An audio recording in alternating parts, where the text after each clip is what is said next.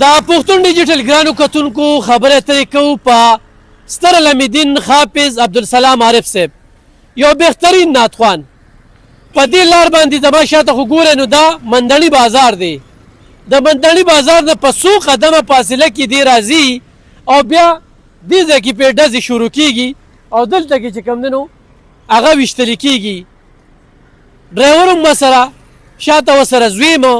ټارګېټ هغه دی ما ته مخامخ چې کوم دی نو د هغه مدرسه ښکاري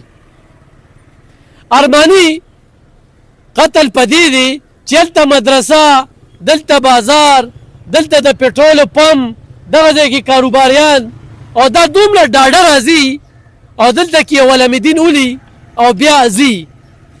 نو په دې باندې به د ضعیف خلکو سره خبرې اترې کوو چې آیا د ولس په دې کې څه بېخوندي په نظر راځي دا سړی د دوی ګیرول هم شو دا به دې خوا ته دې خوا به ته چېرته به ته په موټر سایکل راغلي دیني راغلي دلته به د عیني خلکو سره هم خبرې اترې کوو یو بابا را سره موجود دی بابا السلام علیکم څنګه حال پرون چېرته دی بابا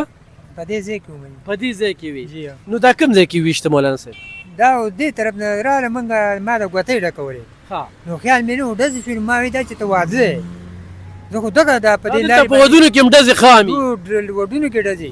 نو چې هغه ځای کې ګاډی ودرېده نو بیا چې زه ورغلم زوی ترې راکوشي چې موږ ورغلو عبدالسلام استاد شته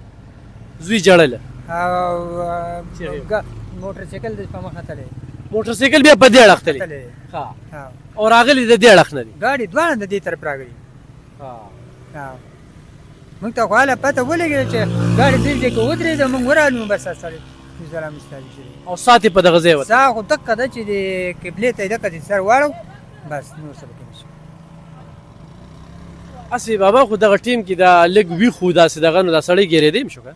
نو بس اوس نه شو ویلی د چا سره په دغه ټیم کې څه نه و د هغو سره بس وسلې وې د چا سره څه نه و په دې ټیم کې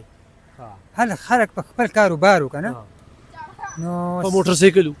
موټر سایکل به و په موټر سایکل دا دواړه ګاډي د دې طرف نه راغلي تاسو دې ځای کې بس لګیا وې ګوتۍ هم ډکولې ګوتۍ مې ډکولې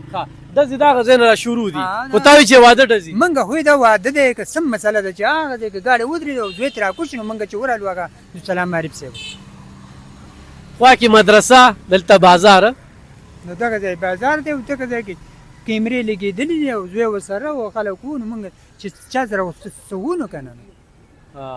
ښه ګرانو کتونکو د دغې خلکو نه دغه ګیله کېږي چې دوی دا سړي ولې نه نیول خو د خلکو دا خبره هم ډېره ټیک ده چې دلته په ودونو کې کم هوایي ډزې کېږي کم د جهالت سیسټم په دې علاقه کې روان دی نو دوی هم بې چېرته جنج روان دی او ډزې کېږي ګینې بابا په دې ځای کې به موجود دی ډزې زما دې شانه شروع دي خو تاسو ته دا پته وي چې په دغه ځای باندې کیمره شته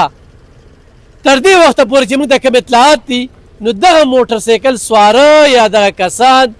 لا د کیمرې په سترګه نه دي راغلي صرف د پارم نه چې ګاډي را روان شوي دي ځای پورې نو دغه موټر په نظر باندې راځي نور څه په نظر نه راځي نو زه به مدرسې ته د مشرانو سره به خبرې اترې کوو کوشش به کوو چې د ډي پي او 400 سره هم خبرې اترې کوو نو په دغه پوډکاسټ کې زموږ سره اوسئ